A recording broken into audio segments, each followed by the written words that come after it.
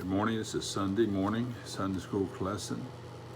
Bear with me. This is the first time we've done this, or I've done it. Because of the COVID-19, we're doing this on YouTube, and I'll post it to the Sunday school class, and you can come up to speed on your lesson whenever you get some time during the week. With today's lesson, we open up the book of Proverbs. Proverbs is a book, it's one in a series of 4 Old Testament books called the Wisdom Chronicles, or the Wisdom Literature, which is primarily is Job, Song of Solomon, the Psalms, and Proverbs. In the Old Testament, God spoke to his people utilizing one of 3 different vehicles: the old priest, the prophets, and wise people, or wise men. And he used all 3 of those in these books to put together Proverbs. Primarily, they're practical applications and allegories and teachings on the practical aspects of life. Everything from fundamental integrity to consequences of sin or consequences of action, money matters, criminal matters, how a Christian think about everyday lives.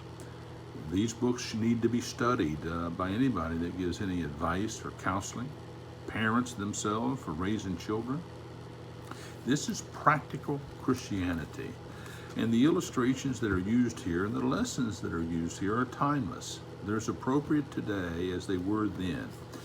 Solomon lived he ruled from 970 to 931 in the nation of Israel. That was a long time ago. He wrote a lot of these proverbs to his children, to the leaders of his empire, on how they was to take godly principles and apply them to everyday living. So for that reason, it's very, very appropriate for today. As I was studying this, and you can't help but see what's going on in today's society as a result of a lack of wisdom, a lack of godly knowledge, of true fundamental principles that guide lives about law and order and consequence. But primarily, everybody says, well, who wrote Proverbs? Well, Solomon did. Now, granted, Proverbs 30 and 31, and Guru and Lebanon, they wrote those 2 chapters. And as a matter of fact, Hezekiah found out later, 250 years later, he found other proverbs that Solomon had written and had them added at that point to the book of Proverbs, and we now have those. So it's a writing of very appropriate lessons for us today. And take it apart and utilize them. It's important. I learned Proverbs from my father. My father was not a Christian man, but he was a wise man. I remember my father, one of them was, he would always say, you're as handy as a pocket on a shirt. You say, well, is that a proverb? Well, think about it. It's a little allegory, it's a little story, it's a little simple saying that says, handiness, pocket on a shirt's cool. When you get to my age and you're wearing a lot of these glasses and you don't have a pocket on your shirt, I don't buy a t-shirt that doesn't have a pocket on it. Why? Because I need it to put my glasses in. But I'm not making light of the biblical principles, but I'm just saying that I find myself at this age looking back and saying, my father used to say, and he had quite a lot of sayings in Proverbs that made logical sense. He used to say, if everybody knows your business, you don't have any business. I didn't know what that meant when I was young, but later on, it means that sometimes keeping your mouth shut about your business ventures is probably a wise thing to do. But anyway, back to today's lesson. Let's begin reading. Let's take it apart. Let's see what God has for us here in the book of Proverbs, chapter 1. The Proverbs of Solomon, the son of David, king of Israel. And he wrote these to know wisdom and instruction, to perceive the words of understanding, to perceive the instruction of wisdom, justice, and judgment, and equity, to give subtlety to the simple, to the young men knowledge and discretion. A wise man will hear. That's important. Verse 5, a wise man will hear. That word means wise people listen. Today, I don't know if we have any listeners. It seems like in debates, We're just waiting to give our opinion. We're not listening to what the other person has to say. I think sometimes in family squabbles, you just see two people waiting for their turn to have their say. And sometimes it would help if we just shut up and listen. Or present company included in that, my wife would tell you. But we have to listen. The wise man will hear, and will increase learning, and a man of understanding shall attain under wise counsel. To understand a proverb and the interpretation, the words of the wise, and the dark sayings or the mysterious sayings. Verse 7, very important verse. Already up front, you'll probably be familiar with this verse. The fear of the Lord is the beginning of knowledge. But fools despise wisdom and instruction. Now, don't let the word fear mean that God's trying to terrorize. That word fear is the same root word that means really respect. A respect for God is the beginning of wisdom. If a person doesn't respect God, know God, he's not going to find wisdom. Before I was saved, I knew there was God. I knew I wasn't pleasing him, and I had a fear of him. I had a healthy respect of God. Prior to my salvation, I didn't know him intimately, but I knew who he was. And I had fear and respect for him. And that fear is gone today in society. When young people will wear t-shirts, going to hell, I'm proud of it. I've had 21 abortions. And when you have that disrespect or lack of fear of any consequence from God, there is no wisdom. There's craziness. And that's what you see there. And then he goes on to say in verse 7, verses 8 through 19, which is the text of our lesson today, he takes it apart.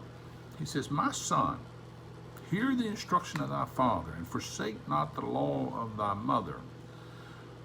For they shall be an ornament of grace unto thy neck, and chains about thy neck, and an ornament of grace upon their head, thy head. In the Old Testament times, what you wore was significant of who you were. And if you wore a wreath on top of your head, it means you have won some type of competition, athletic or academic. There were wreaths of knowledge. And when people would look at you and say, that's a wise person, they have been awarded a certain thing. My nephew recently got his earned doctorate from Vanderbilt. And tremendous respect goes with that. His name, in front of his name is the word doctor. And for a young man, well, he's 28, he's young to me, to have that title that early shows a lot of wisdom, a lot of discernment to get that. And so they wear that. And Solomon's just primarily saying that wisdom will show its rewards. And it will be like the wreaths on your head or the gold chains. If you remember, Jacob was given a gold chain to wear that showed that he was acknowledged as a wise person with authority. And that's what that text really talks about. That wisdom will result in people knowing you as a wise man or woman in that. And it also says, hear the instruction of thy father and thy mother. The instruction of your father and the law of your mother. I don't want to take that apart too much, but there's two different words there. The father is to give the instruction and the direction. But it says don't ignore the law of your mother. And I think it refers to the fact that Mama lays down the law sometimes. Children need to respect their mother and the law of that house, which is usually her domain, and she will set the rules in it. I know that I knew those laws and those rules, and when it come to the dinner table, or it come to how you acted in that house and how you treated that house. There wasn't any shutting the door and say, you can't come into my room. No, Mom owned that house and she set the rules. But those two things is where you get these coming apart. In verse 10, he says, my son. Now, we don't know if that's Rehoboam, which ends up following him in the leadership of Israel, or, as you well know, Solomon had quite a few children from quite a few women. Or it may have been his leaders that he has spoken to, but either way, he reaches out and says, it's important that you understand what the rules are. It's important that you understand wisdom. You understand what I'm about ready to tell you. And it's not by accident that he opens up with, my son, if sinners entice thee, consent not. It's verse 10. He said, when people call you to do ungodly things, don't do it. Don't go.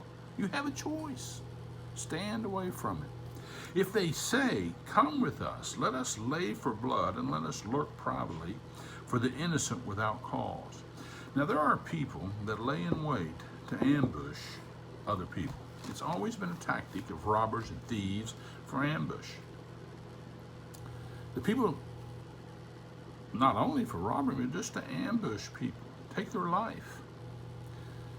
I know recently there was in cities, there was a tactic that went by, and they would, I don't know if it was called wilding or whatever, but people would run by and take their fist and hit innocent bystanders, sucker punch them, knock them clean out, men and women, just for the thrill of it. What a shameful thing. Just for the thrill of it. Or if you don't belong there, evilness and lack of wisdom causes people to suspect everybody. I know growing up in West Virginia, something I'm not very proud of at all. When I was a young man, we had our little crew, and if someone came into our little town or holler there, and they weren't part of us, they were in danger. We would look at them and say, you're not part of us. And without cause, sometimes they paid a price for that, which is just totally wickedness, sin. And that's what Solomon is talking about here. And that's a gang mentality. He says, when this group come with us, let us lay in wait for blood. Let us lurk privately for the innocent without cause. Let us swallow them up alive as the grave and whole as those that go down into the pit. We shall find precious substance, and we shall fill our houses with spoil.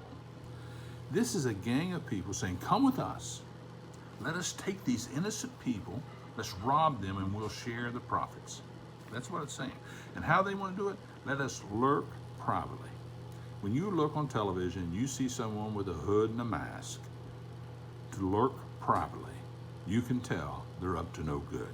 These are not godly people with wisdom. They may espouse some cause to try and give them a temporary validation for some cause, but when people are afraid to show their face and they attack other people without cause that are innocent, and they throw and murder innocent people, God is not in that. Wisdom is not even in that. And it's not new. You say, well, what does it come to? It was there when Solomon wrote this 3,000 years ago. That mentality was there.